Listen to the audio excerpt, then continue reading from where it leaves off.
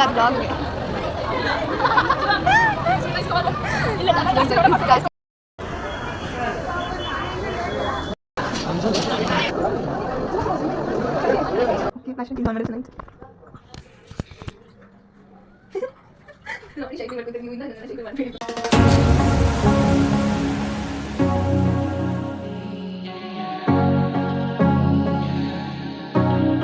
Hello guys, welcome back to my channel.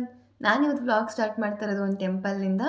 So ಇದು ಯಾವ temple and ಇದ್ರ story ಆಗಿರ್ಬೋದು ನಾನೆಲ್ಲ ಹೋಗ್ತಾ ಹೇಳ್ತೀನಿ. ಈ ವಿಡಿಯೋದ ಫುಲ್ ಎಂಡ್ ಗಂಟೆ ನೋಡಿ, ಓಕೆನಾ?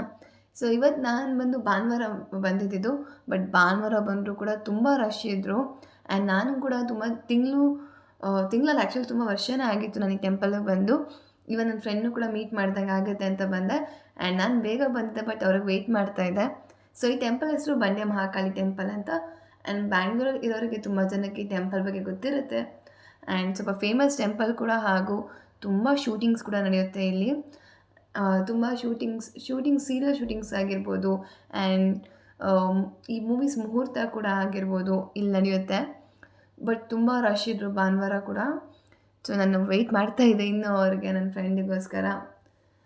ಸೊ ಇನ್ನೊಂದು 10 ಮಿನಿಟ್ಸಲ್ಲಿ ಬರ್ಬೋದು ಅವರು. One eternity later. ಫೈನಲಿ ನನ್ನ ಫ್ರೆಂಡ್ ಇವಾಗ ಬರ್ತಾ ಇದ್ದಾರೆ.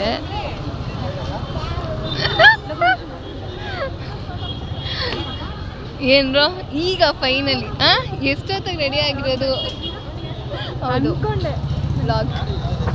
ಈಗ ಒಳಗಡೆ ಹೋಗ್ತಾ ಇದ್ದೀವಿ. ತುಂಬ ರಶ್ ಇದ್ದರು, ಬಟ್ ಆದರೆ ನನ್ನ ಫ್ರೆಂಡ್ ಅವರು ತುಂಬ ವರ್ಷದಿಂದ ಇಲ್ಲಿ ಹೂವು ಹಾರ ಕೊಡ್ತಾರೆ ದೇವಸ್ಥಾನದಲ್ಲಿ. ಸೊ ತುಂಬ ಜನ ಪರಿಚಯ ಇರೋದ್ರಿಂದ ನಮಗೆ ಡೈರೆಕ್ಟ್ ಎಂಟ್ರಿ ಸಿಕ್ತು. ಸೊ ಅದಕ್ಕೆ ಬೇಗ ದರ್ಶನ ಆಯಿತು ಆ್ಯಂಡ್ ಬೇಗ ಆಚೆ ಬಂದ್ವಿ. ಆ್ಯಂಡ್ ಇಲ್ಲಿ ಇನ್ನೊಂದೇನೆಂದರೆ, ಮನಸ್ಸಲ್ಲಿ ಹರಿಸ್ಕೊಂಡು ತ್ರಿಶೂಲಾಗೆ ನಿಂಬೆ ಹಂಚಿಸ್ತಾರೆ. ಇನ್ನೊಂದು ಕಡೆ ಕೀ ಇರುತ್ತಲ್ಲ, ಅದನ್ನು ಲಾಕ್ ಮಾಡಿ ಆ ಕೀನ ದೇವ್ರ ಹತ್ರನೇ ಆಯಿತು. ಅಷ್ಟೊಂದು ನಾಚ್ಕೊಂಬೇಡಿ.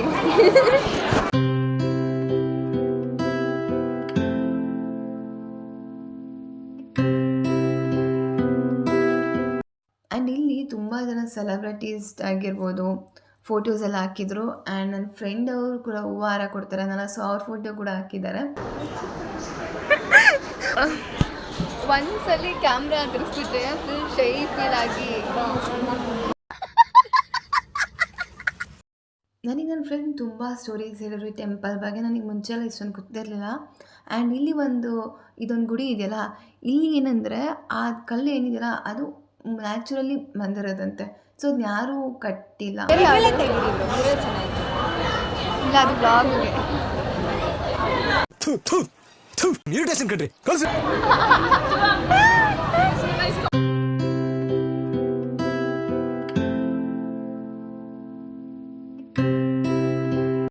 ನಾವು ಪ್ರಸಾದ ತಗೊಂಡು ಆ ಕಡೆಲ್ಲ ಜಾಗ ಇದೆ, ಅದು ಸ್ವಲ್ಪ ಹೋಗಿ ಕುತ್ಕೊಂಡು ಮಾತಾಡ್ಕೊಂಡು ತಿನ್ನೋಣ ಅಂತ ಹೋಗ್ತಾ ಇದ್ದೀವಿ. ಆ್ಯಂಡ್ ಈ ಟೆಂಪಲ್ ಹೆಸರು ಬಂಡೆ ಮಹಾಕಾಳಿ ಅಂತ. ಸೊ ಏನಕ್ಕೆ ಅದು ಹೆಸರು ಈಗ ಬಂದಿರೋದಂದರೆ, ಇಲ್ಲಿ ತುಂಬ ಬಂಡೆಗಳು ನೀವು ನೋಡ್ತಾ ಇದ್ದೀರಲ್ಲ, ಸೊ ಇದೆಲ್ಲ ಮುಂಚೆಯಿಂದ ಇರೋದಿದು, ತುಂಬ ವರ್ಷದಿಂದ ಇದೆ.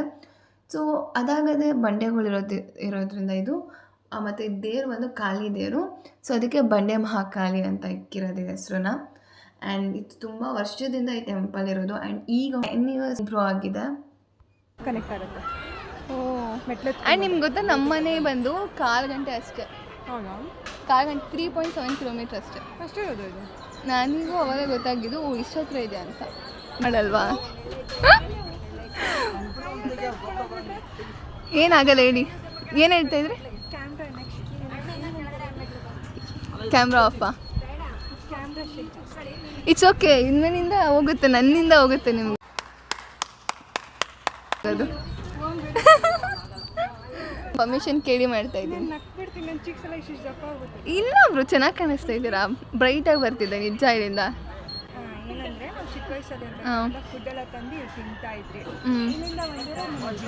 ಓ, ಇಲ್ಲಿಂದನಾ?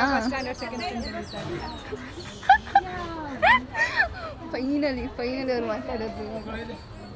ಫಸ್ಟ್ ನನಗೆ ಬ್ಲಾಗ್ ತೋರಿಸ್ಬಿಟ್ಟು ಎಡಿಟ್ ಮಾಡಿ ಕಳಿಸ್ತೀನಿ ನಿಮಗೆ, ಓಕೆನಾ? ಚೆನ್ನಾಗಿ ಕಾಣಿಸಿದ್ರೆ ನಿಮ್ಗೆ ಹೋಗಿ ಕಾಣಿಸಿದ್ರೆ ಇಲ್ಲಿ ಹೋಗೋಣ, ಮದುವೆಲ್ವಾ? ಅದೇನೇ ಕುತ್ಕೊಂಡು ಈ ಸಚ್ಚಿರ ಬಂದ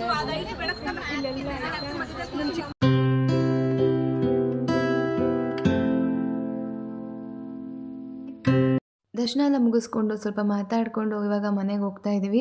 ಆಲ್ಮೋಸ್ಟ್ 3:30 ಗಂಟೆ ಅಲ್ಲೇ ಇದ್ವಿ. ಚೆನ್ನಾಗಿತ್ತು ಡೇ. ಹಿಂಗೆ ಬನ್ನಿ ಮನೆಗೆ ಹೋಗಿರ ಇಲ್ಲ ಮನೆಗೆ ಹೋಗ್ತೀನಿ ಬ್ರೋ. ನಂಗೆ ಗೊತ್ತು ನೀವು ಜಾಸ್ತಿ ಕನ್ವಿನ್ಸ್ ಮಾಡಲ್ಲ ಕ್ಯಾಮ್ರಾ ಮುಂದಾಗ. ಎಷ್ಟಿದು? 100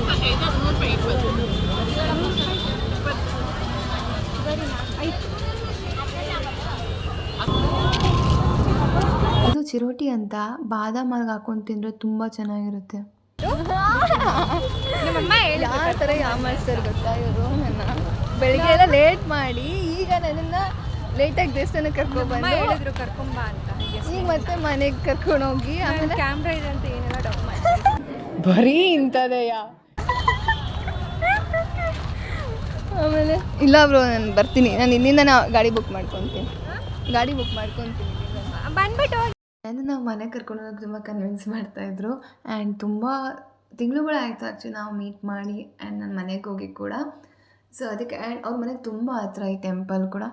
ಸೊ ಅದಕ್ಕೆ ಅವರೆಲ್ಲ ಬರಲೇಬೇಕು, ಅಮ್ಮ ಕರೆದಿದ್ದಾರೆ ಅಂತ ಹೇಳಿದ್ರು. ಆ್ಯಂಡ್ ಫೈನಲಿ ಅವ್ರ ಮನೆಗೆ ಹೋಗ್ತಾ ಇದ್ವಿ ಆ್ಯಂಡ್ ರೀಚ್ ಆದ್ವಿ. ಸೊ ಚೆನ್ನಾಗಿತ್ತು, ಟೈಮ್ ಸ್ಪೆಂಡ್ ಮಾಡಿದ್ವಿ, ತುಂಬ ಮಾತಾಡಿದ್ವಿ. ಸೀರಿಯಸ್ಲಿ ಇಲ್ಲಿದೆ ನೋಡಿ ಹಾರ್ಲಿಕ್ಸ್ ಬಿಸ್ಕೆಟ್ ಪಕ್ಕ ಫಸ್ಟ್ ಅಷ್ಟೇ.